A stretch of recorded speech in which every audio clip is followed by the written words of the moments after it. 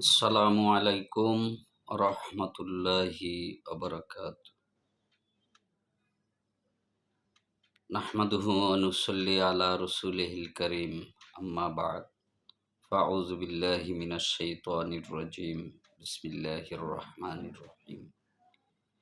প্রিয় দেশবাসী ও আমার প্রাণ প্রিয় ফেসবুকের সকল ভিউয়ার্স ও আমার প্রিয় প্রবাসী ভাই ও বোনেরা, মহান আল্লাহ রাব্বুল আলামিনের দরবারে লাখো কোটি শুকরিয়া আদায় করি, যিনি আমাদেরকে সুস্থ রেখেছেন।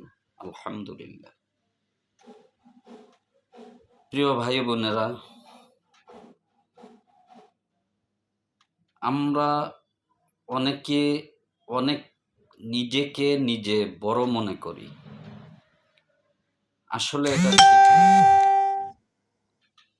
অন্য লোকে যদি বড় বলে তাহলে সেই বড় হয়।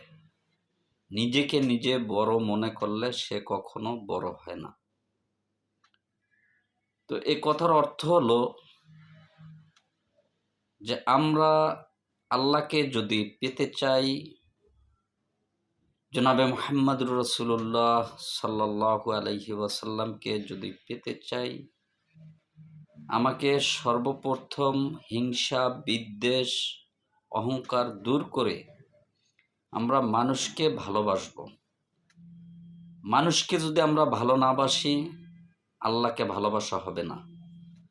মানুষকে যদি আমরা না পাই, তাহলে আল্লাহকে পাবো না, আল্লাহ রসুলকে পাবো না। আল্লাহ রসুল সাল্লাল্লাহু আলাইহি ওয়াসাল্লাম ও আল্লাহ রাব্বুল আলামিন বলেছেন যে তোমরা আমাকে ভালোবাসতে হলে আমার বান্দাদেরকে ভালোবাসো, আমার উম্মতদেরকে ভালোবাসো। আল্লাহ বলেন আমার বান্দাদেরকে ভালোবাসো, রসুল সাল্লাল্লাহু আলাইহি ওয়াসাল্লাম বলেন আমার উম্মতদেরকে ভালোবাসো। প্রিয় ভাই বোনেরা, আমরা হিংসা, বিদ্বেষ, অহংকার দূর করে আমরা মানুষকে ভালোবাসি। কে কালা কে ধলা এটা দেখার সময় নেই। কাল কিয়ামতের দিন বড় ধরা খেয়ে যাবেন। হিংসা, বিদ্বেষ আপনার আমার ভিতর যদি থেকে যায়, তাহলে আপনার আমার কোনো আমল কোনো কাজে আসবে না। প্রিয় ভাই বোনেরা, হিংসা বিদ্বেষ দূর করে যতটুক সম্ভব আমল করবেন, ইনশাল্লাহ কাল কিয়ামতের দিন নাজাতের জন্য একটা ফয়সালা হয়ে যাবে আপনার।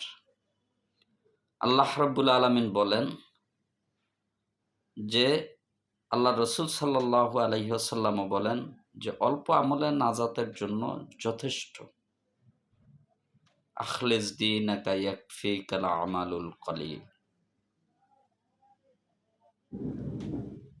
প্রিয় ভাই ও বোনেরা, আমরা সকল ভেদাভেদ ভুলে গিয়ে আমরা নামাজ পড়ি, হিংসা বিদ্বেষ দূর করি, ইনশাল্লাহ আমরা পরকালে আল্লাহকে পাবো, আল্লাহ রসুল সাল্লাল্লাহু আলাইহি ওয়াসাল্লামকে পাবো।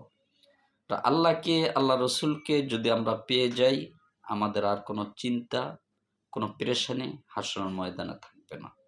আল্লাহ রাব্বুল আলামিন আমাদেরকে সকল হিংসা বিদ্বেষ থেকে আমাদেরকে হেফাজত করুন। আমিন।